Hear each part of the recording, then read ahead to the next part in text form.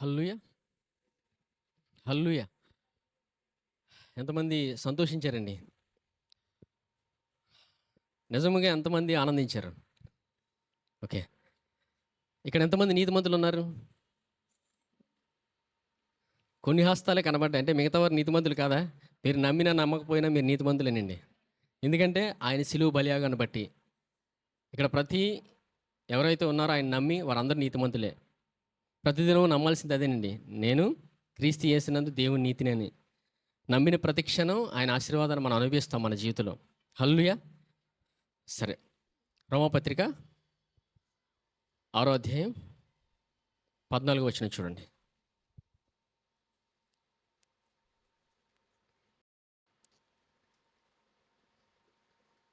మీరు కృపకే గాని ధర్మశాస్త్రమునకు లోనైన వారు కారు గనుక పాపము మీ మీద ప్రభుత్వము చేయదు.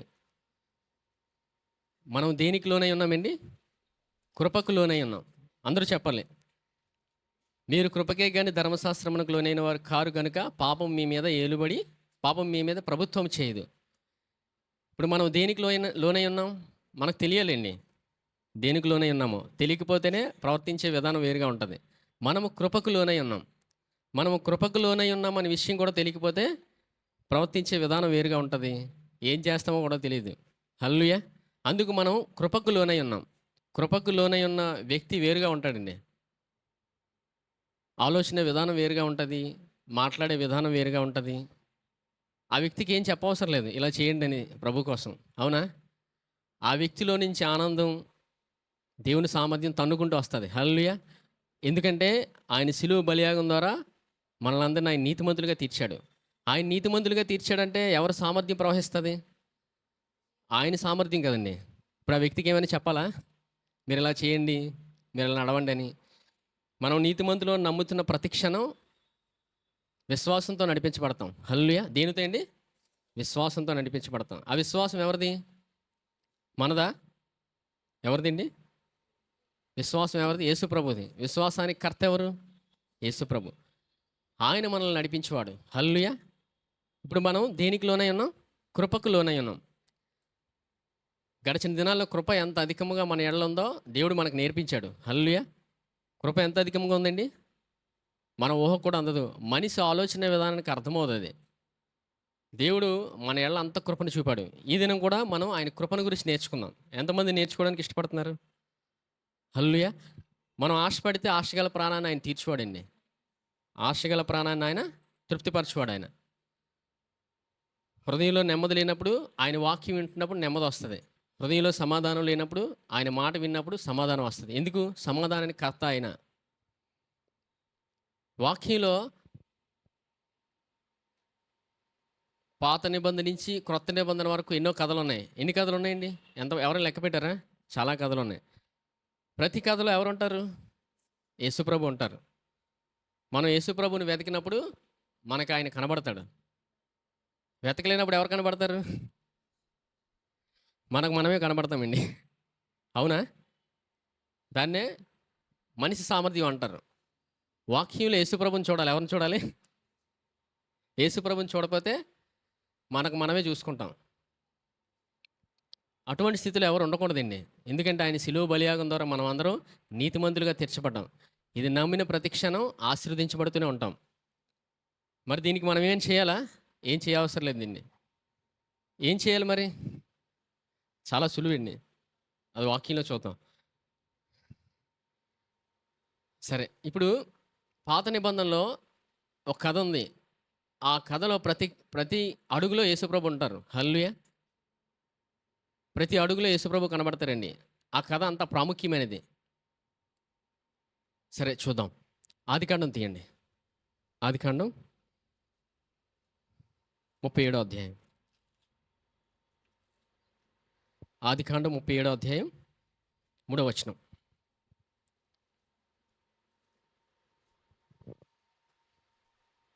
మరియు యోసేపు ఇజ్రాయేలు వృద్ధాప్యందు పుట్టిన కుమారుడు గనుక తన కుమారులందరికంటే ఎక్కువగా అతన్ని ప్రేమించి అతని కొరకు విచిత్రమైన నిలువటంగి కుట్టించెను. ఈ కథ ఎవరి గురించండి? ఎవరు మాట్లాడట్లేదు. యోసేపు. హల్లెలూయా! యోసేపు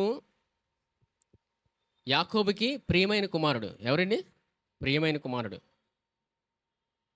యోసేపు జీవితంలో జరిగిన ప్రతి సన్నివేశం యేసు ప్రభువునే సూచిస్తుంది. యోసేపు కథ ఎంతమందికి తెలుసు?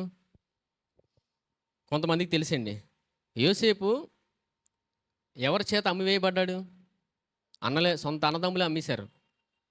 ఈరోజు మా అన్నదమ్ములు, మా చుట్టాలే అమ్మేశారంటే ప్రత్యేకంగా అది మనకు వచ్చిన అనుభవం కాదండి. ఇప్పుడు పాత నిబంధనలో యోసేపును కూడా అమ్మేశారు, సొంత అన్నదమ్ములే. యోసేపును అమ్మేశారు సొంత అన్నదమ్ములే. యేసుప్రభుని ఎవరు అమ్మేశారు? ఎవరు అమ్మారండి? యూదులు అమ్మేశారు. అవునా? ఇక్కడ యోసేపు ప్రియమైన కుమారుడు ఎవరికి? తండ్రికి. యేసుప్రభు ఎవరికి ప్రియమైన కుమారుడు? తండ్రికి ప్రియమైన కుమారుడు అండి. ఒకసారి మత్తయి సువార్త చూడండి.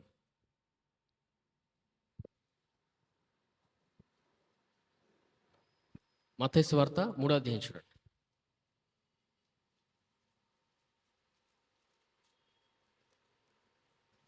3వ అధ్యాయం 16వ వచనం చూడండి. యేసు బాప్తిసం పొందిన వెంటనే నీళ్ళలో నుండి ఒడ్డునకు వచ్చెను. ఇదిగో ఆకాశము తెరవబడిను. దేవుని ఆత్మ పౌరం వల్లే అతని మీదకి దిగి తన మీదకి వచ్చుట చూచెను. మరియు ఇదిగో ఈయనే నా ప్రియకుమారుడు, ఈయన యందు నేను ఆనందించున్నానని ఒక శబ్దం ఆకాశం నుండి వచ్చెను. ఏ శబ్దం వచ్చిందండి ఆకాశం నుండి? ఒక శబ్దం. ఎవరు ఆ శబ్దం? తండ్రి అయిన దేవుడండి. ఇదిగో ఈయనే నా ప్రియ కుమారుడు. ఎవరి గురించి? యేసు ప్రభు గురించి. తండ్రి అయిన దేవుడు ఆకాశంలో నుంచి మాట్లాడుతున్నారు. అవునా? ఒక శబ్దం వచ్చింది ఆకాశం నుండి. తండ్రి అయిన దేవుడు యేసు ప్రభుని అంతగా ప్రేమించాడు. ఇక్కడ యోసేపుని ఎవరు ప్రేమిస్తున్నారు? ఎవరండి? యోసేపుని ఎవరు ప్రేమించారండి? తండ్రి ప్రేమించారు. అవునా? మరలా వచ్చింది ఆదికాండం 37వ అధ్యాయం.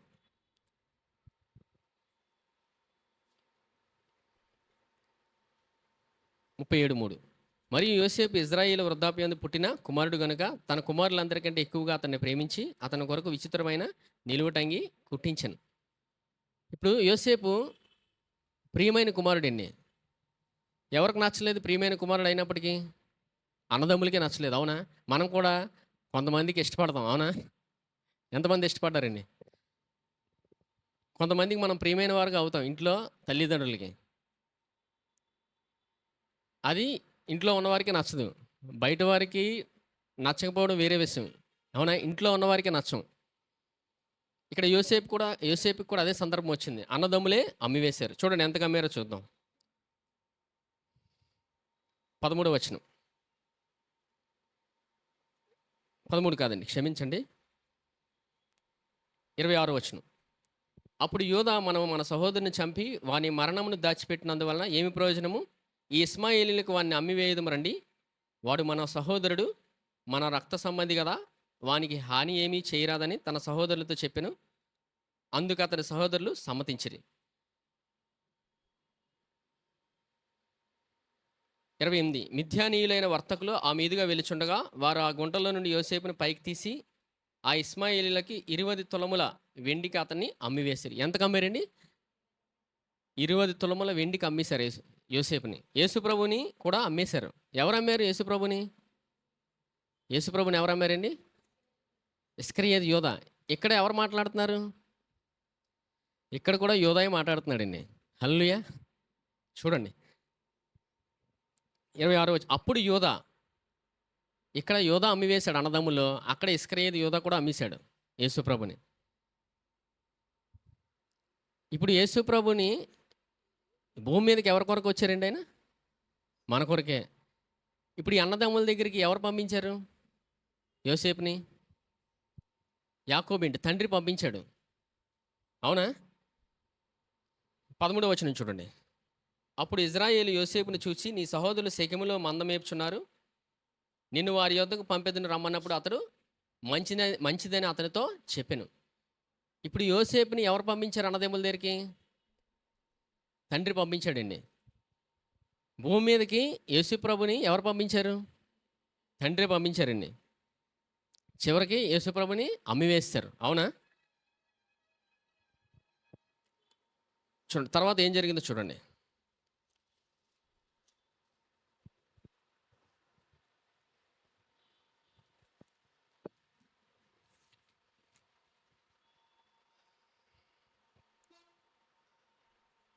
41వ అధ్యాయం చూడండి.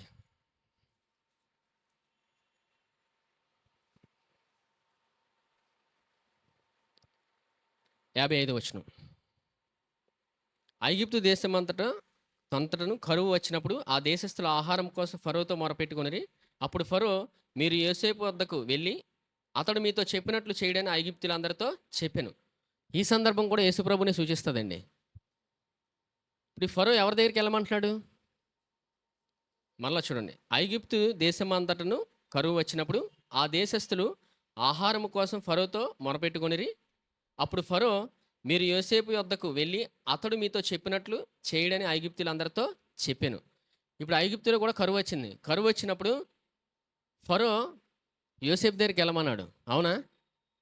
ఒక సందర్భంలో యేసుప్రభు ఒక వివాహానికి వెళ్తారు.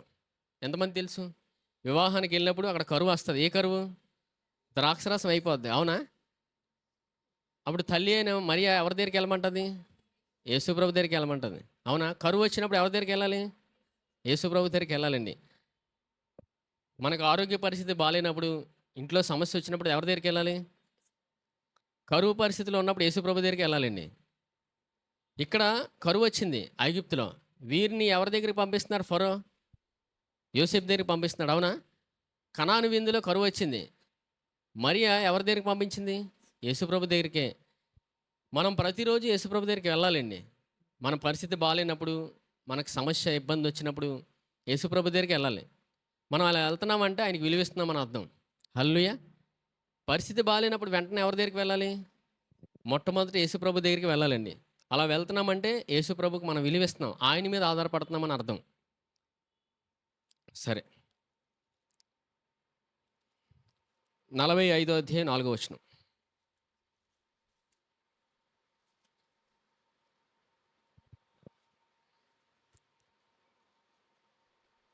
అంతటా యోసేపు నా దగ్గరికి రండి అని తన సహోదరులతో చెప్పినప్పుడు వారు అతని దగ్గరికి వచ్చిరి.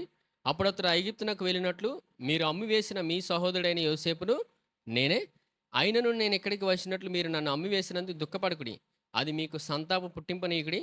ప్రాణరక్షణ కొరకు దేవుడు మీకు ముందుగా నన్ను పంపించెను. చివరగా యోసేపు మాట్లాడుతున్నాడండి. ఏమని? మీరు బాధపడొద్దు, నన్ను అమ్మివేసినందుకు మీ ప్రాణరక్షణ కొరకు ముందుగా దేవుడు నన్ను పంపించినని ఎవరు మాట్లాడుతున్నారు? యోసేపు మాట్లాడుతున్నాడు. అక్కడ సిలువలోని యేసుప్రభు కూడా అదే పలికారండి. తండ్రి, వీరేం చేయించున్నారు వీరు ఎరుగరు కనుక వీరిని క్షమించండి అని పలికారు. ఇక్కడ ఎవరు మాట్లాడుతున్నారు? యోసేపు మాట్లాడుతున్నారు. మీరు బాధపడకండి అంటే క్షమించాడా లేదా? యోసేపు క్షమించాడండి.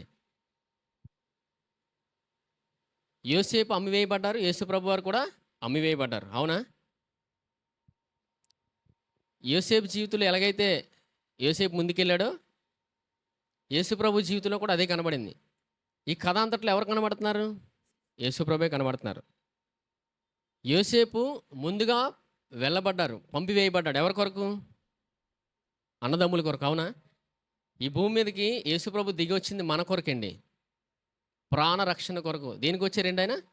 ప్రాణరక్షణ కొరకు. ప్రాణరక్షణ ఎవరి దగ్గర కలుగుతుంది మనకి? యేసుప్రభు దగ్గరే. లేదు నేనే సొంతంగా రక్షించుకుంటానంటే అది ఎంత ప్రయత్నించినా జరగదండి. అది మనిషి అజ్ఞానం తప్ప ఎంత ప్రయత్నించినా జరగదు భూమి మీద. యేసు ప్రభు దగ్గరే ప్రాణరక్షణ. హల్లెలూయా. మన ప్రతి ఆలోచన విధానాన్ని ఆయనే నడిపిస్తారు మనల్ని. ఈ కథ అంతట్లో ఎందుకు ఈ కథ చెప్తున్నానంటే, ఈ కథ మాత్రమే కాదండి, ఇది నిజంగా జరిగింది. ప్రతి కథ మన కొరకే. ఎవరి కొరకు? మన కొరకే. అందులో ఎవరిని చూడాలి? యేసుప్రభుని చూడాలి. ఈ కథ సందర్భం సారాంశం ఏంటంటే, యోసేపుని అమ్మివేసిన తర్వాత యోసేపు దగ్గరికి అన్నదమ్ములు వస్తారు. ఎవరు వస్తారు? అన్నదమ్ములు వస్తారండి. ఎందుకు వస్తారు? వీరు ఎందుకు వచ్చారు యోసేపు దగ్గరికి? ఆహారం కోసం. ఏమొచ్చింది వాళ్ళకి? కరువు వచ్చింది. కరువు వస్తే ఎవరి దగ్గరికి వెళ్ళాలి? యేసుప్రభు దగ్గరికి వెళ్ళాలి. అవునా? మరి అన్నదమ్ములు ఏం చేశారు? యోసేపుని అమ్మివేశారు. అద్భుతమైన కృప ఏంటంటే వీరు యోసేపు దగ్గరికి వచ్చే ముందు యోసేపుని ఎవరు వీళ్ళు గుర్తుపట్టరు. యోసేపే గుర్తుపడతాడు. హల్లెలూయా. ఎవరు గుర్తుపడతారండి? యోసేపు అన్నదమ్ములు గుర్తుపడతాడు. అవునా? ఎందుకు? యోసేపు ఎలా ఉంటాడు అప్పటికి? ఒక దేశాన్నే పరిపాలిస్తాడండి. అవునా? యోసేపు అన్నదమ్ముల్ని గుర్తుపట్టినప్పుడు ఏం పరీక్ష పెడతాడో చూడండి. 32వ అధ్యాయం చూడండి. క్షమించండి, 32 కాదు, 42వ అధ్యాయం.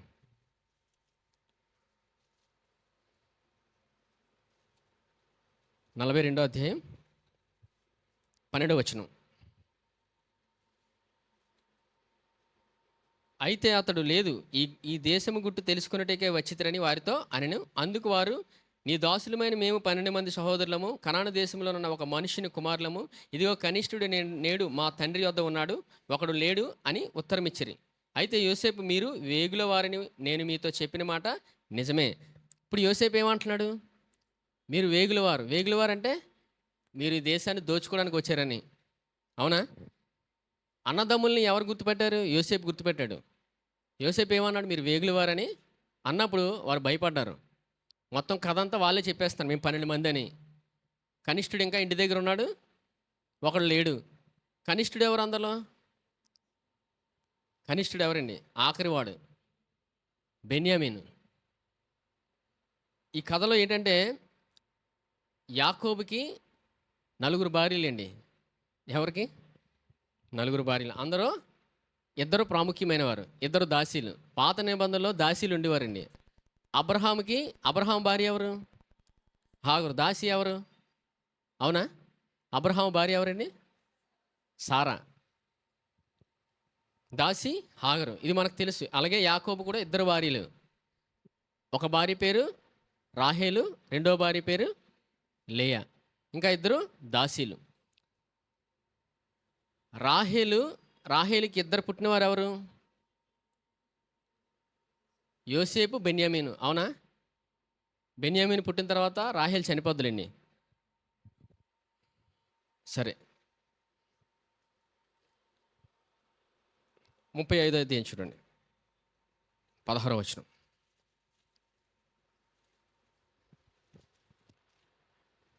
35వ అధ్యాయం 16వ వచనం. ఏఫ్రా తాకు వెళ్ళు మార్గంలో మరికొంత దూరం ఉన్నప్పుడు రాహేలు ప్రసవించుచు ప్రసవ వేదంతో ప్రయాసపడిను. ఆమె ప్రసవం వలన ప్రయాసపడుచున్నప్పుడు మంత్రసాని ఆమెతో, భయపడకము, ఇది నీ కుమారుడు అని చెప్పెను. ఆమె మృతి పొందెను. ప్రాణము పోచుండగా ఆమె అతని పేరు బెనోని అనెను. అతని తండ్రి అతనికి బెన్యామీను అని పేరు పెట్టాను. హల్లెలూయా. ఈరోజు మనకందరికీ తండ్రి పేరు పెట్టాడండి. ఇక్కడ తండ్రి ఎవరికి పేరు పెడుతున్నాడు? సరే, ఇది కొద్దిగా లోతైన భావంలేండి, సమయం పడుతుంది అర్థం అవడానికి. చూడండి, చెప్తాను చూడండి. ఇప్పుడు బెన్యామీన్ అని పేరు ఎవరు పెట్టారు? మరలా 18వ వచనం. ఆమె మృతి పొందెను. ప్రాణము పోచుండగా ఆమె అతనికి పేరు బెనోని అనెను. తల్లి బెనోని అంది, తండ్రి ఏమన్నాడు? బెన్యామీను అని పేరు పెట్టాను. ఇక్కడ బెన్యామీన్ అని పేరుకి అర్థం ఏంటండి? కుడి చేతి పుత్రుడు. యేసుప్రభు ఎక్కడ కూర్చున్నారు? తండ్రి కుడిపార్శ్వాన కూర్చున్నాడు. హల్లెలూయా. తండ్రి ఎక్కడ కూర్చున్నారండి? కుడిపార్శ్వాన కూర్చుని. ఈ బెన్యామీను ఎవరు తమ్ముడు? బెన్యామీన్ ఎవరు తమ్ముడు అండి? యోసేపు తమ్ముడు. అంటే కనిష్ఠుడు, ఆఖరివాడు. బెన్యామీను కొరకే కథ అంతా అండి. హల్లెలూయా. ఆఖరిగా యోసేపు పెట్టే పరీక్ష దేని కొరకు అనుకున్నారు? బెన్యామీను కొరకే. వేగులు వారని ఎందుకు అన్నాడు తెలుసా? బెన్యామీను కొరకే. బెన్యామీను తీసుకురావడం కోసం. వారు ఏం పలికారు? కనిష్ఠుడు, ఆఖరివాడు ఇంటి దగ్గర ఉన్నాడని. ఇప్పుడు యోసేపు పెట్టే పరీక్ష ఏంటంటే బెన్యామీన్ని యోసేపు దగ్గర తీసుకురావాలి. ఎందుకు? బెన్యామీన్ అంటే అంత ఇష్టం యోసేపుకి. హల్లెలూయా. ఎందుకంటే యోసేపుని అమ్మేసే ముందు యోసేపు హృదయంలో ఉంది ఎవరో తెలుసా? తండ్రి బెన్యామీనే. హల్లెలూయా. ఎందుకంటే యోసేపు ప్రతి మాటలోనే తెలుస్తుంది. యోసేపు ఎదురుగా వచ్చినప్పుడు ఏడుస్తాడు. ఇప్పుడు ఒక ఇంట్లోని ఇద్దరు అన్నదమ్ములు ఉన్నప్పుడు తమ్ముడు తప్పిపోతే అన్న ఏడండి, అన్న ఏడుస్తాడే అడ్డ. ఇద్దరు అక్క చెల్లి ఉంటే చెల్లి తప్పిపోతే అక్క ఏడుస్తుంది, అవునా? ఇది అన్నదమ్ముల సంబంధం అండి, అవునా? యోసేపు ఎవరికి సూచన? యేసుప్రభుకి. బెన్యామీన్ ఎవరికి సూచన? మనమేనండి. హల్లెలూయా. ఈరోజు తండ్రి మనకు ఒక పేరు పెట్టాడు. ఏంటి తండ్రి ఏం పేరు పెట్టాడండి? ఉం? ఏం పేరు పెట్టాడు? నేను క్రీస్తు యేసునందు దేవుని నీతినని పేరు పెట్టాడు. మనం ప్రతిరోజు అదే పలకాలి. హల్లెలూయా. ఇప్పుడు బెన్యామీన్ అనే పేరుకి అర్థం ఏంటి? కుడి చేతి పుత్రుడు. తండ్రి కుడిపార్శాన యేసుప్రభు కూర్చున్నారు, అవునా? బెన్యామీను యోసేపు తమ్ముడు. ఇప్పుడు ఈ కథ అంతా కొనసాగేది మొత్తం అంతా బెన్యామీన్ కోసమే. హల్లెలూయా. అదే చూద్దామండి, త్వరగా చెప్తానులేండి, జాగ్రత్త వినండి. 42వ అధ్యాయం చూడండి.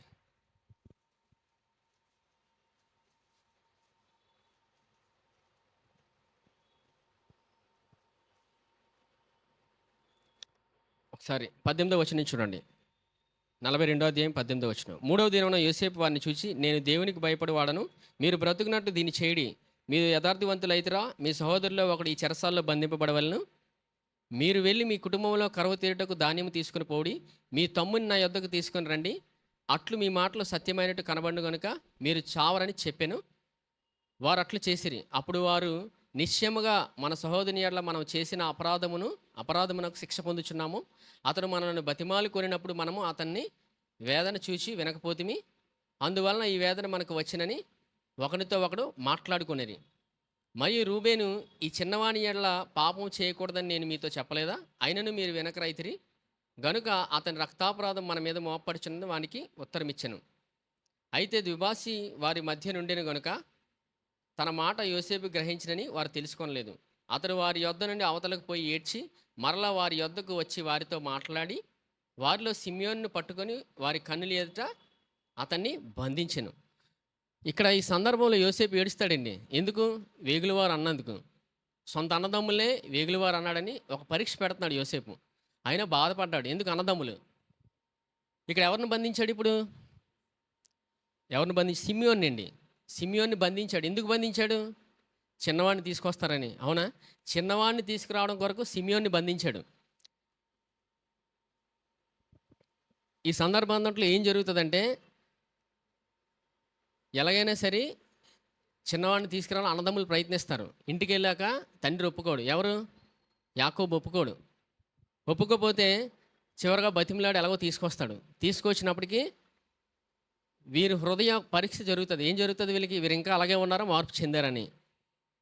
చివరిగా మరలా ఎవరు మాట్లాడతాడంటే, చూడండి, ఎవరు అమ్మి వేసారో వారే మాట్లాడతారు. 44వ అధ్యాయం 33వ వచనం చూడండి. 44:33.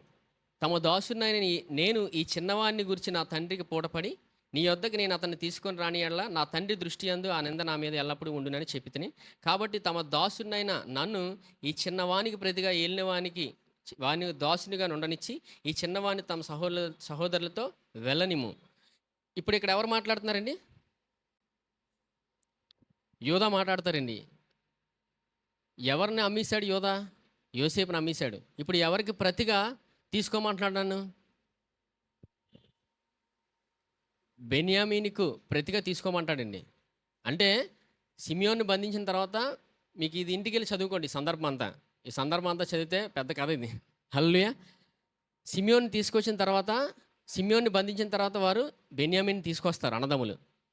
తీసుకొచ్చిన తర్వాత మరలా పరీక్ష పెడతాడు. వెళ్ళిపోమని చెప్తాడు. అందరిని విడిచిపెడతాడు. బెన్యామీన్ని కూడా విడిచిపెడతాడు, సిమియోన్ని కూడా విడిచిపెట్టేస్తాడు. వెళ్ళిన దారిలో వీరింటికి వెళ్ళాక వీరి దారి మధ్యలో వెళ్తున్నప్పుడు మరలా యోసేపు ఒక గృహ నిర్వాహకుని పంపిస్తాడు. ఎందుకు? వెళ్ళి వారి సంచిని చెక్ చేయమని. వెళ్ళిపోతున్నప్పుడు వారి సంచిలో ఒకే ఒక వ్యక్తి దగ్గర వెండి గిన్నె దొరుకుతుంది. ఎవరు ఆ వ్యక్తి? బెన్యామీన్ సంచిలో దొరుకుతుందండి వెండి గిన్నె.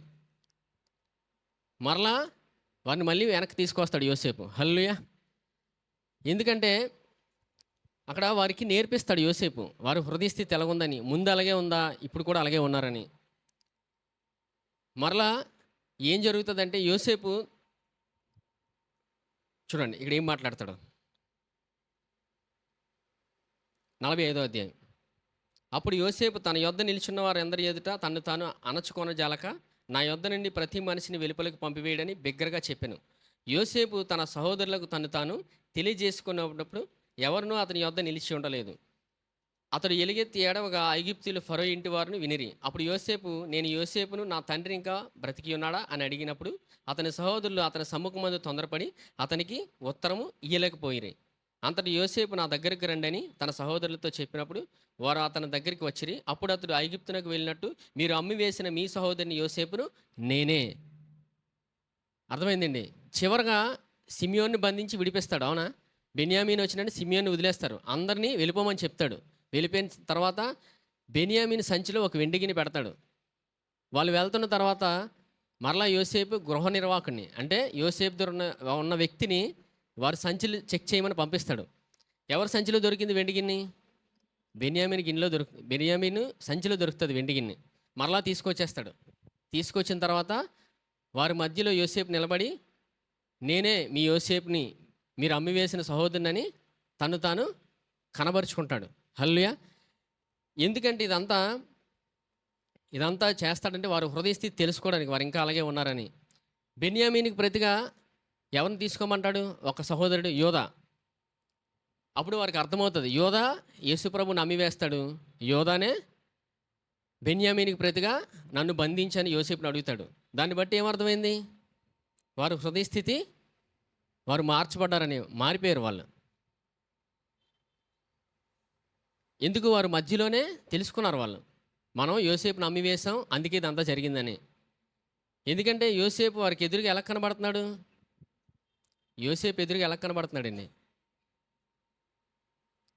ఎందుకంటే వారికి తినడానికి తిండి లేదు, ఇంకా యోసేపే ఇవ్వాలి. ఇంకా యోసేపు ఇవ్వకపోతే ఇంకా వాళ్ళు చనిపోవడమే. ఎలాగైనా సరే యోసేపు దగ్గర నుంచి ఆహారం తీసుకెళ్ళడానికి వారు ఎన్ని పరీక్షలు పెట్టినా లోబడ్డారు. అవునా? ఈ కథ అంతట్లో యోసేపు ఎవరి గురించి ఇదంతా చేస్తాడంటే బెన్యామీన్ కోసమే. హల్లెలూయా. చూడండి ఒకసారి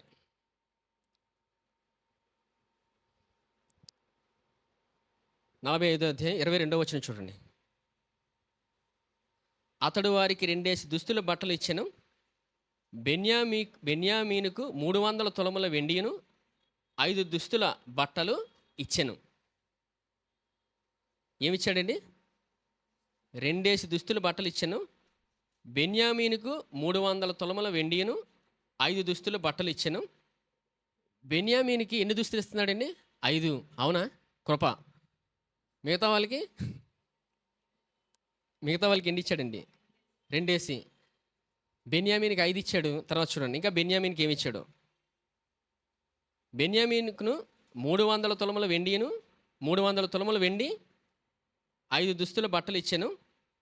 అతడు తన తండ్రి నిమిత్తం ఐగుప్తులోనున్న మంచి వస్తువులను మోయిచున్న 10 గాడిదలను, మార్గమునకు తన తండ్రి నిమిత్త ఆహారమును ఇతర ధాన్యమును తిని బండారమును మోయిచున్న 10 ఆడుగాడిదలను పంపెను. చివరగా ఎవరికి అధికంగా ఇచ్చాడు? ఎవరికండి? బెన్యామీనికే. 300 వెండి ఇచ్చాడంటే అర్థం ఏంటి? 300 అనే సూచన ఏంటి? విజయానికి సూచన. దేనికండి? విజయానికి. అలాగే వెండి విమోచనకు సూచన. వెండి దేనికండి సూచన? విమోచనకు సూచన. ఈ కథ అంతట్లో యోసేపు ఎవరిని అధికంగా ప్రేమిస్తున్నట్టు? ఎవరినండి? బెన్యామీన్నే. ఎందుకు బెన్యామీన్ అంటే అంత ఇష్టం, అంత ప్రియమైన వాడు. బెన్యామీన్ కూడా ఏమని పిలుస్తాడు చూడండి.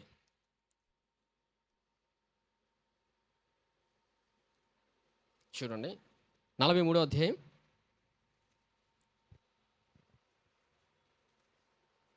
29వ వచనం చూడండి. అప్పుడు అతడు కన్నులెత్తి తన తల్లి కుమారుడును తన తమ్ముడినైన బెన్యామీని చూసి, మీరు నాతో చెప్పిన మీ తమ్ముడు ఇతడేనా అని అడిగి, నా కుమారుడా, దేవుడు నిన్ను కరుణించునుగాక అని పలికెను. ఏమని పలికాడని? నా కుమారుడు అని పలికాడు. ఏమని? బెన్యామీని చూసి. బెన్యామీన్ వచ్చిన వెంటనే యోసేపుకి ఆనందం అంతులేదు. ఇంకా ఏం చేశాడో చూడండి 30వ వచనం. అప్పుడు తన తమ్ముని మీద యోసేపునకు ప్రేమ పొర్లుకొని వచ్చెను గనుక అతడు త్వరపడి ఏడ్చుటకు చోటికి వెదకి లోపలికి గదిలోనికి వెళ్ళి అక్కడ ఏడ్చెను. అప్పుడు అతడు ముఖము కడుక్కొని వెలుపలికి వచ్చి తన్ను తాను అణచుకొని భోజనము వడ్డించుడని చెప్పాను. ఏం చెప్తున్నాడండి? వీళ్ళు అన్నదమ్ములు వచ్చినప్పుడు భోజనం పెట్టలేదు. ఎవరు వచ్చినప్పుడు భోజనం పెట్టాడు? బెన్యామీన్ వచ్చినప్పుడు భోజనం పెట్టాడండి. హల్లెలూయా. అమ్మి వేసిన అన్నదమ్ములకి పరీక్ష పెట్టాడు. అవునా? ఎందుకు? బెన్యామీన్ని తీసుకురావడానికి. ఒకవేళ వీరికి ఆహారం పెట్టకపోతే వీళ్ళు చనిపోతారు. అవునా? బెన్యామీన్ని తీసుకొస్తేనే ఆహారం. మరలా ఏం చెప్తాడు? బెన్యామీన్ నేను విడిచిపెట్టను అంటాడు. అవునా? ఎందుకు? వెండి గిన్నె ఎవరి దగ్గర దొరికింది? బెన్యామీన్ సంచిలో దొరికింది. ఎవరు ఎవరు బెన్యామీన్కి ప్రతిగా వెళ్తానంటారు? యోధా. అంటే వారు మార్పు చెందారు. గమనించాడు. గమనించిన తర్వాత వారి దగ్గర యోసేపు ప్రత్యక్షపరుచుకున్నాడు, నేనే మీ సహోదరునని. ఎవరు వచ్చినప్పుడు విందు పెట్టాడు? బెన్యామీన్ వచ్చినప్పుడు. ఎవరికి అధికముగా ఆశీర్వదించాడు? బెన్యామీన్ వచ్చినప్పుడే. బెన్యామీన్కి 300 వెండి 5 దుస్తులు. అవునా? వీరందరిని ఆశీర్వదించాడండి. అధికముగా ఆశీర్వదించింది బెన్యామీనే. బెన్యామీన్ ఎవరు ఇప్పుడు? బెన్యామీన్ ఎవరండి? తమ్ముడండి, చిన్నోడు. అవునా? ఎంతో ప్రేమించాడు. చిన్నప్పుడు ఎప్పుడో చూశాడు. అవునా? యోసేపు ఈ స్థితికి వచ్చిన తర్వాత తను పెద్దవాడు అయిపోయాడు. బెన్యామీన్ కూడా పెద్దవాడు అయిపోయాడు. అవునా? చూసిన వెంటనే హృదయంలో నుంచి ప్రేమ తన్నుకొని వచ్చింది. పొర్లి పొంగిపోయాడు హృదయంలో.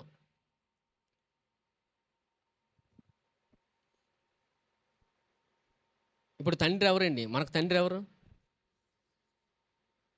మన తండ్రి ఎక్కడున్నారు ఇప్పుడు? పరలోకంలో. అవునా? యేసుప్రభు మనకేమవుతారు? మనకేమవుతారండి? మనం ఇప్పుడు తండ్రిని ఏమని పిలుస్తున్నాం? తండ్రిని ఏమని పిలుస్తున్నామండి? తండ్రి అని పిలుస్తున్నామా? యేసుప్రభు మనకేమవుతారు ఇప్పుడు? అన్నయ్య అవుతారండి. హల్లెలూయా. చిన్నవారు ఎవరు ఇప్పుడు? మనమే. హల్లెలూయా. 300 వెండి ఎంతమందికి కావాలి? 5 దుస్తులు ఎంతమందికి కావాలి? 5 దుస్తులు అంటే అభిషేకం అండి. దుస్తులు అభిషేకానికి సూచన. హల్లెలూయా. 300 వెండి విజయానికి సూచన, వెండి విమోచనకు సూచన. ఇంత ఆశీర్వాదాన్ని ఇచ్చాడండి యేసుప్రభు మనకి. ఆయన సిలువ బలియాగం ద్వారా మన నీతిమంతులుగా తీర్చి మనకు ఆశీర్వాదాన్ని ఇచ్చాడు. ఇప్పుడు మనం ఎలా అనుభవించాలి దాన్ని? ప్రతి మనిషికున్న ప్రశ్న ఏంది? ఇప్పుడు ఎలా అనుభవించాలి? ఎన్నోసార్లు వాక్యంలో దేవుడు చూపించాడండి. మరి ఎందుకు అనుభవించట్లేదు? మరి సంఘంలో ఎందుకు బోధించబడట్లేదు? మరి సంఘాల్లో చాలా సంఘాలు ఏం బోధించేస్తున్నారు? మొదటి వచనం ఏంటండి? మీరు కృపకే కానీ ధర్మశాస్త్రమునకు లోనైన వారు కారు అని వాక్యంలో ఎందుకు చెప్తున్నాడు పౌలు? ఒకసారి అక్కడికి రండి. రోమా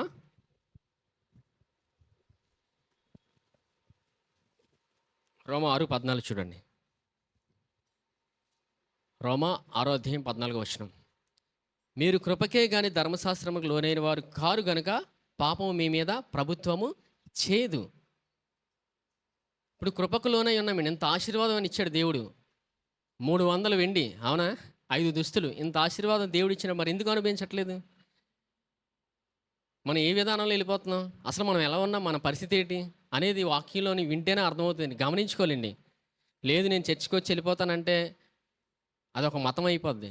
దేవుడిచ్చిన వాక్యంలో ఉన్న మర్మాలు, దేవుడిచ్చిన విధానం ఏంటి, కృపను తెలుసుకోకపోతే అది ఒక అలవాటుగా మారిపోద్ది. ఒక మతబోధ అయిపోద్ది అది. మనమే ఒక మతంగా మారిపోతాం. అలా జరగడానికి అవ్వదండి. ఎందుకంటే ఆయన కృప ద్వారా మనం నీతిమంతులుగా తీర్చబడ్డాం. ఆయన కృపను మనం అనుభవించే వారిగా ఉండాలి. దేవుడు అదే ఆశపడతాడు, మనం కృపను అనుభవించాలని. మరి ఎందుకు అనుభవించట్లేదంటే చూడండి ఒకసారి. రోమా 5:వ అధ్యాయం ఇక్కడే ఉంది చూడండి. 20 మరియు అపరాధము విస్తరించినట్లు ధర్మశాస్త్రము ప్రవేశించను. ఏం జరుగుతుందండి? మరియు అపరాధం విస్తరించినట్లు ధర్మశాస్త్రము ప్రవేశించినట్ల. ఇప్పుడు ఈ ధర్మశాస్త్రం బోధించడం వల్ల ఏం జరుగుతుంది? అపరాధం విస్తరిస్తుందండి. మనం కృపకు లోనై ఉన్నామని మనకు తెలియనప్పుడు మనిషి తన సామర్థ్యాన్ని వాడుతూ వెళ్తున్నాడు. అంటే అర్థం ఏంటి? ఏం చేస్తున్నాడు? ధర్మశాస్త్రం కింద ఉన్నాడని కూడా తెలియదు మనిషి. అప్పుడు ఏం జరుగుతుంది? అపరాధం విస్తరిస్తుంటుంది. ఇంకా ఏం జరుగుతుందో చూద్దాం. చూడండి 3వ అధ్యాయం చూడండి. రోమపత్రిక 3వ అధ్యాయం 19 రోమపత్రిక 3వ అధ్యాయం 19 ప్రతి నోరు మూయబడినట్లును సర్వలోకము దేవుని శిక్షకు పాత్రనగునట్లును ధర్మశాస్త్రము చెప్పుచున్న వాటన్నిటినీ ధర్మశాస్త్రముకు లోనైన వారితో చెప్పుచున్నదని ఎరుగుదుము. ఇప్పుడు ధర్మశాస్త్రముకు లోనైన వారి నోరు ఏమవుతుంది? నోరు మూయబడుతుందండి. మరి ఎందుకు పలకట్లేదు? నేను క్రీస్తు యేసునందు దేవుని నీతిని ఎవరు పలుకుతారంటే కృప కింద ఉన్న వాళ్ళే. నేను కృపకు లోనై ఉన్నానని అన్న వ్యక్తి, లోనై ఉన్నాననే వ్యక్తి నేను క్రీస్తు యేసునందు దేవుని నీతిని పలుకుతాడండి. హల్లెలూయా. మనిషి తన సామర్థ్యాన్ని వాడుతున్నంతకాలం నోరు మెదపలేడు. మనిషి సామర్థ్యం వాడుతున్నాడంటే అర్థం ఏంటి? స్వనీతి అండి, ధర్మశాస్త్రం. నేను చేసుకోగలను, నేను చేయగలను, నాకు తెలుసు. తన సామర్థ్యం మీద ఆధారపడిన వ్యక్తి దేవుని మీద ఆధారపడినట్ట కాదండి. ఇప్పుడు ధర్మశాస్త్రం వల్ల ఏం విస్తరిస్తుంది? అపరాధం విస్తరిస్తుంది. నోరు ఏమవుతుంది? నోరు మూయబడుతుంది. ఇప్పుడు కృప కింద ఉంటే ఎలా ఉంటుందో చూద్దాం. హల్లెలూయా. ఎంతమందికి కావాలండి సమాధానం? ఖండించుకోకండి. ఎందుకంటే లేఖనంలో మనం కృప కింద వెళ్తున్నామా లేదా మన సామర్థ్యాన్ని వాడేస్తున్నామా అనేది వాక్యంలో మనం తెలుసుకోకపోతే మనం అజ్ఞానంగానే ప్రవర్తిస్తామండి. ఏం జరుగుతుందో కళ్ళ ముందు దేవుడించిన ఆశీర్వాదం కూడా కనబడదు కొన్నిసార్లు. 20 వచనం చూడండి. రోమా 3:20 వచనం. సరే, మరలా చూడండి. ధర్మశాస్త్రం అంటే ఏంటో చూద్దాం. 20 వచనం. ఏలయనగా ధర్మశాస్త్ర సంబంధమైన క్రియల మూలంగా ఏ మనుష్యుడును ఆయన దృష్టికి నీతిమంతుడని తీర్చబడడు. ధర్మశాస్త్రం వలన పాపం అనగా ఎట్టిదో తెలియబడుచున్నది. ఇప్పుడు ధర్మశాస్త్రం వల్ల ఏమవుతుందండి? పాపం అంటే ఏటో తెలుస్తుంది. అవునా? ధర్మశాస్త్ర సంబంధ క్రియల మూలంగా ఏ మనుషుడు నీతిమంతుడిగా తీర్చబడడు. ధర్మశాస్త్రం వల్ల ఏమవుతుంది? పాపం అంటే ఏంటో తెలుస్తుంది, కానీ పాపం తీసివేయబడదు. ఇప్పుడు మనం కృప కింద ఉన్నప్పుడు ఎంత గొప్ప ఆశీర్వాదం మనం కలిగి ఉన్నామో దేవుడు మనకు చూపించాడు లేఖనంలో. మరి కృప కింద ఉన్న వాళ్ళు ఎలా వెళ్తారో చూద్దాం. చూడండి 21వ వచనం. ఇట్లుండగా ధర్మశాస్త్రమునకు వేరుగా దేవుని నీతి బయలుపడుచున్నది. ఏ నీతి అండి? ధర్మశాస్త్రానికి వేరుగా దేవుని నీతి బయలుపడుచున్నది. దానికి ధర్మశాస్త్రమును ప్రవక్తలను సాక్ష్యమిచ్చున్నారు.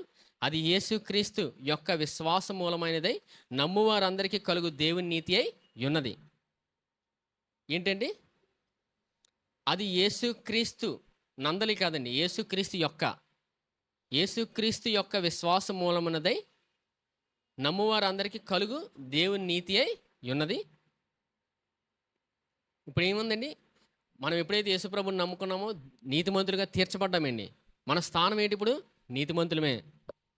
ఇంకా లేదు నేను పాపిని, ఇంకా నేనే చేసుకోవాలని అనుకున్నారంటే ఇంకా నేనే చేయాలి, నేనే భూమి మీద ముందుకెళ్ళాలి అని అనుకుంటున్నామంటే కృప అర్థమవుతున్నట్ట, అర్థం అవ్వలేనట్ట? చెప్పండి. సన్నిధిలో మాట్లాడండి. దేవుని సన్నిధిలో మన మన స్వరాన్ని ఆయన తెరిచాడండి. అదే కృప. కృప అంటే ఏంటో తెలుసా? మన స్వరాన్ని ఆయన తెరిచాడు. ఇంకా నోరు బిగుసుకొని ఉంటున్నారంటే అర్థం ఏంటి? దేనికెంతకు వెళ్ళిపోతున్నాం? మనల్ని నీతిమంతులుగా ఆయన తీర్చాడు. ఇంకా మనమే నేను చేయలేనేమో, నేను మాట్లాడితే ఏమనుకుంటారో. అవునా? ఖండించుకోకండి. కృపలో మనం విడిపించబడ్డ విమోచన ఇచ్చాడు దేవుడు. హల్లెలూయా. మనం విమోచించబడిన వారమా, బంధించబడిన వారమండి? విమోచించబడిన వారు మాట్లాడతారు. స్వరం బయటకు వచ్చిందంటే అర్థం ఏంటి? కృపను అనుభవిస్తున్నాడు ఆ వ్యక్తిని. నేను క్రీస్తు యేసునందు దేవుని నీతిని అనే మాట పలికాడంటే ఆ కృపను అనుభవిస్తున్నాడు. హల్లెలూయా. ఇప్పుడు చూడండి, ఆనందంలో ఉన్న వ్యక్తి మాట్లాడతాడా, బాధలో ఉన్న వ్యక్తి మాట్లాడతాడా? ఇది చాలు మీకు. ఆనందంలో ఉన్న వ్యక్తి గెంతులేస్తాడండి పాడుతూ, బాధలో ఉన్న వ్యక్తి మాట్లాడు గెంతులేయడు. హల్లెలూయా. ఇంకో ఉదాహరణ చెప్తాను, మీకు అర్థమైపోద్ది సులువుగా. ఇప్పుడు స్కూల్కి వెళ్తే ఎలా వెళ్తారు? చిన్నపిల్లలు స్కూల్కి వెళ్ళినప్పుడు ఎలాగ వెళ్తారండి? అవునా? నీట్గా స్కూల్ డ్రెస్ చేసుకొని, టై కట్టుకొని, షూ వేసుకొని వెళ్తారు. అవునా? స్కూల్కి వెళ్ళి ఎలా కూర్చోవాలి? టీచర్ ఏం చెప్తారు? నోటి మీద వెళ్ళాయి. అవునా? కదలొద్దు, తోవద్దు, ఏం చేయొద్దు అంటారు. అవునా? మన స్కూల్లో లేమండి. ఇంట్లో ఉన్న వ్యక్తి ఎలా ఉంటాడు? దిండేమో ఎక్కడో ఉంటుంది. అవునా? పిల్లో ఎక్కడో ఉంటుంది. మంచం మీద సరిగ్గా పడుకోము, గ్లాసులు తోసేస్తాం. అమ్మ వస్తుంది ఏమందు. అవునా? కృపలో ఉన్న వ్యక్తి ఆనందిస్తాడండి కృపను, జడిసిపోడు. ఇప్పుడు ఇంట్లో ఉన్న వ్యక్తి టై కట్టుకొని, షూ వేసుకొని, "అమ్మ నాకు పాలు ఇవ్వండి" అంటే ఇస్తదమ్మా? ఇస్తదండి? ఇవ్వదు కదా! 2 ఏస్తదమ్మ. నువ్వు స్కూల్లో లేవు, ఇంట్లో ఉన్నావని. ఎంతమందికి అర్థమైందండి? దేవుడు కృపనిచ్చాడండి మనకి. మనం మాట్లాడుతున్నామంటే కృపను అనుభవిస్తాం. నేను క్రీస్తు యేసునందు దేవుని నీతిని అని మాట్లాడుతున్నామంటే కృపను అనుభవిస్తున్నాం మనం. ఆయన్ని ఆరాధిస్తున్నామంటే కృపను అనుభవిస్తున్నాం. లేదండి నాకు సమస్య ఉంది, ఇబ్బంది ఉంది, నన్ను నొక్కేస్తుంది, నా నోరు పెగలట్లేదు అంటే సమస్యను సాక్ష్యముగా మార్చేవాడండి ఆయన. హల్లెలూయా! ఈ భూమి మీద ఏ సమస్య ఇబ్బంది పెట్టదు. యోసేపు బెన్యామీని ఆశీర్వదించాడు. హల్లెలూయా! ఈరోజు మనమందరం బెన్యామీన్‌లండి. మనమందరం ఎవరు? బెంజమిన్ జనరేషన్ ఇంగ్లీష్‌లో. అవునా? యేసుప్రభు వచ్చింది మన కొరకేనండి. ఆయన శిలువ బలియాగం ద్వారా మన నీతిమంతులుగా తీర్చాడు. విజయాన్ని ఇచ్చాడు, విమోచన ఇచ్చాడు, ఆయన అభిషేకాన్ని ఇచ్చాడు. అక్కడ యోసేపు బెన్యామీనికి 300 వెండి, 5 దుస్తులు, అవునా? విజయాన్ని ఇచ్చాడు. అంత గొప్ప ఆశీర్వాదాన్ని కలిగి ఉన్నప్పుడు మనం ఏం చేయాలి? పలకాలండి నోటితో, నేను క్రీస్తు యేసునందు దేవుని నీతినని. పలకట్లేదంటే అర్థం ఏంటి?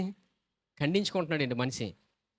నేను నీతిమంతుని కాదో, అవునో కాదు, ఇదంతా నాకేం అనిపించట్లేదు, ఎక్కడ తాకట్లేదు, ఏం అనిపించట్లేదు, తాకవసరం లేదండి. యేసు ప్రభు శిలువ బలియాగం చూస్తే చాలు. హల్లెలూయా! ఆయన నమ్మితే చాలు ఈ భూమి మీద.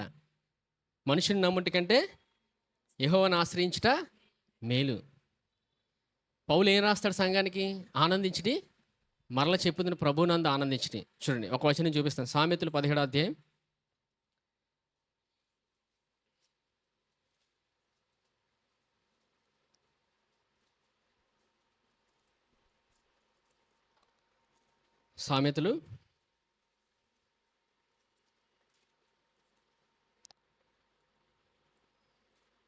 17వ అధ్యాయం చూడండి.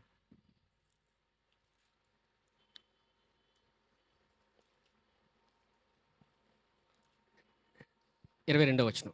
17, 22వ వచనం. సంతోషము గల మనస్సు ఆరోగ్య కారణము, నలిగిన మనస్సు ఎముకలను ఎండిపోజేయును.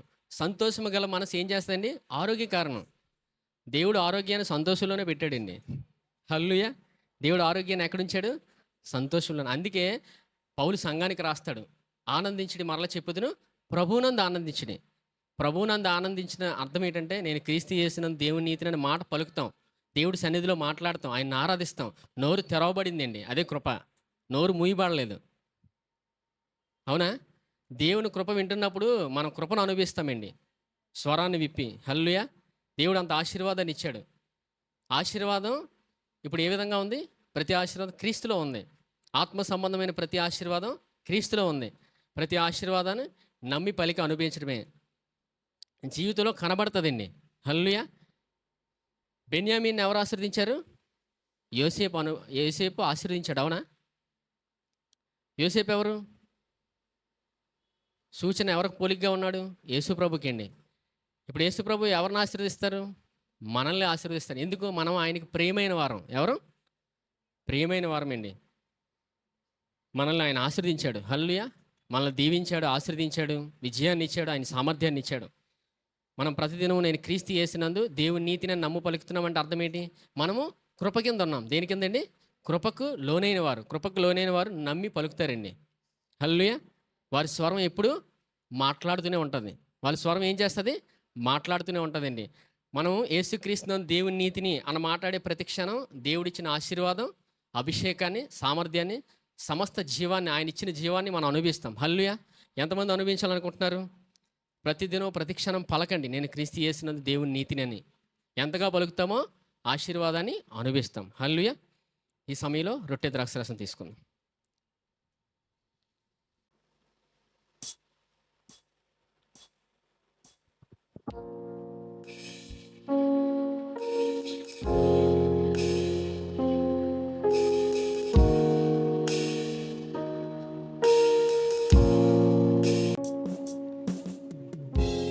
ఈ రొట్టె ఆయన శరీరానికి సదృశ్యంగా ఉంది.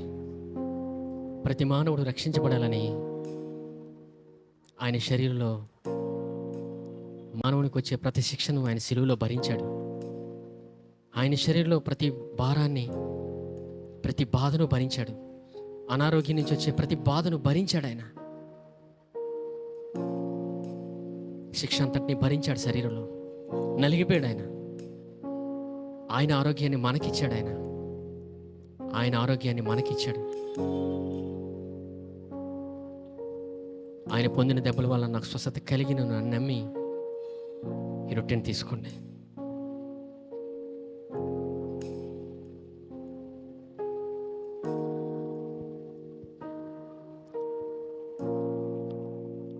ఈ పాత్రలోది ఆయన రక్తానికి సాదృశ్యంగా ఉంది. ప్రతి మానవుడు రక్షించబడాలని ఆయన రక్తమంతటిని చిందించాడు. ఆయన రక్తమంతటిని ధారపోసాడు. ఒక సమయంలో చెమట రక్తముగా మారింది. చెమట రక్తముగా మారింది. ఎందుకంటే ఆయన మానవుడిగా వచ్చాడు. ఆయన పరలోకం నుండి మానవుడిగా వచ్చాడు. ఆ సమయంలో మానవుడిగా ఉండి బాధ అంతటిని భరించాడు. మనిషి అనుభవించాల్సిన బాధ అంతటిని భరించాడు. హృదయంలో నలుపుతున్న వేదన్ని, మనసులో మనిషిని వేధిస్తున్న వేదన్ని ఆయన తీసుకున్నాడు. సిలువలో మనిషి అనుభవించవలసిన శిక్షను, బాధను, వేదన్ని సిలువలో ఆయన తీసుకున్నాడు. అనుభవించాడు. అనుభవించి ఆయన రక్తంతో మనల్ని కడిగి నీతిమంతులుగా మార్చాడు. నీతిమంతులుగా తీర్చాడు. ఆయన రక్తంతో కడిగి మనల్ని నీతిమంతులుగా తీర్చాడు. మన శిక్షను, అవమానాన్ని, బాధను ఆయన సిలువలో భరించాడు. ఆయన రక్తంతో మన పాపాన్ని ఆయన కడిగివేశాడు. పాత, ప్రస్తుత, భవిష్యత్తు ప్రతి పాపాన్ని ఆయన రక్తంతో కడిగివేసి మనల్ని నీతిమంతులుగా తీర్చాడు. మనకి ఆయన ఆశీర్వాదాన్ని ఇచ్చాడు. ఆయన సమాధానాన్ని ఇచ్చాడు. ఆయన సమాధానాన్ని మనకిచ్చాడు. మనకి విజయాన్ని ఇచ్చాడు. మనకి అభిషేకాన్ని ఇచ్చాడు. ఇంతగా మనల్ని ప్రేమించాడు ఆయన. ఈ సమయంలో నేను క్రీస్తు యేసున దేవుని నీతిని నమ్మి ఈ పాత్రలోని తీసుకోండి. పరిశుద్ధుడైన తండ్రి, మీకు వందనాలు దేవా. దేవా, మీ కృపావాక్యం ద్వారా మాతో మాట్లాడిన విధానం బట్టి వందనాలు. అవునయ్యా, ఇంత గొప్ప ఆశీర్వాదాన్ని మీరు మాకు ఇచ్చిన విధానం బట్టి వందనాలు. ప్రతి దినము నమ్మి మమ్మల్ని పలికి ముందుకు వెళ్ళమని మీరు ఎంతగానో ఆశపడుతున్నారు ఆయన. మేము ఆనందంగా ఉండాలని, మేము ఆశీర్వదించబడాలని మీరు ఎంతగానో మీరు ఆశపడుతున్న విధానం బట్టి వందనాలు. అవునయ్యా దేవా, యోసేపు బెన్యామీని చూసి ఎంతో ఆశపడ్డాడు నాయన. హృదయంలో ప్రేమ పొంగింది నాయన. బెన్యామీని వచ్చినట్లే విందు ఏర్పాటు చేశాడయ్యా, మీకు వందనాలు. ఈ దినం దేవా, మాకు ఎంత గొప్ప విందుని మీరు మాకు ఇచ్చారయ్యా, మీకు వందనాలు. మీ జీవాహారాన్ని మీరు మాకు ఇచ్చిన విధానం బట్టి వందనాలు. ఇచ్చిన విధానం బట్టి వందనాలు. దేవా, మమ్మల్ని అందరినీ మీరు సహోదరులుగా చేసుకునే విధానం బట్టి వందనాలు. మీరు మాకు విజయాన్ని ఇచ్చిన విధానం బట్టి వందనాలు. మీ అభిషేకాన్ని ఇచ్చిన విధానం బట్టి వందనాలు. దేవా, మీకు వందనాలయ్యా. మీ కృపతో మమ్మల్ని నడిపిస్తున్న విధానం బట్టి వందనాలు. మీకు వందనాలయ్యా. ఈ సమయంలో మీ బిడ్డలందరి కొరకు ప్రార్థన చేస్తున్నాను. దేవా, ఎవరైతే అసమాధానంతో వచ్చారో, బాధతో ఉన్నారో, ఇప్పుడే మీరు వారిని ముట్టి స్వస్థపరిచిన విధానం బట్టి వందనాలు. వారి స్థితిని పూర్తిగా మీరు మార్చివేసిన విధానం బట్టి వందనాలు. వారి హృదయంలో మీరు నెమ్మదిచ్చినందుకు వందనాలు. వారిని మీరు లేవనెత్తినందుకు వందనాలు. దేవా, మీరు మమ్మల్ని అంతగా ప్రేమించారయ్యా, మీకు వందనాలు. దేవా, ఎవరైతే ఉద్యోగం, వ్యాపారం చేస్తారో మీ జ్ఞానము, మీ కృపతో వారు నడిపించుకోండి అయ్యా. మీ సామర్థ్యంతో నడిపించుకోండి అయినా. దేవా, ఎల్లప్పుడూ మేము మీ మీద ఆధారపడి నడిచే గొప్ప కృపలోకి నడిపించండి అయ్యా. మీ మీద ఆధారపడి ముందుకెళ్ళే గొప్ప కృపలోకి నడిపించమని వేడుకుంటున్నాను. ఇంకా మీ కృపలో మమ్మల్ని నడిపించమని, మీ కృపా వాక్యాన్ని మాకు నేర్పించమని, అంచెలంచెలుగా మమ్మల్ని ఎదిగింప చేయమని దేవా, ప్రతి దినము ప్రతి క్షణం మీ మీద ఆధారపడి వెళ్ళే గొప్ప కృపలోకి నడిపించమని దేవా, మీకు వందనాలు చెల్లించుకున్నాను నేను. దేవా, మమ్మల్ని అందరినీ మీ నీతిమంతులుగా చేసిన విధానం బట్టి వందనాలు.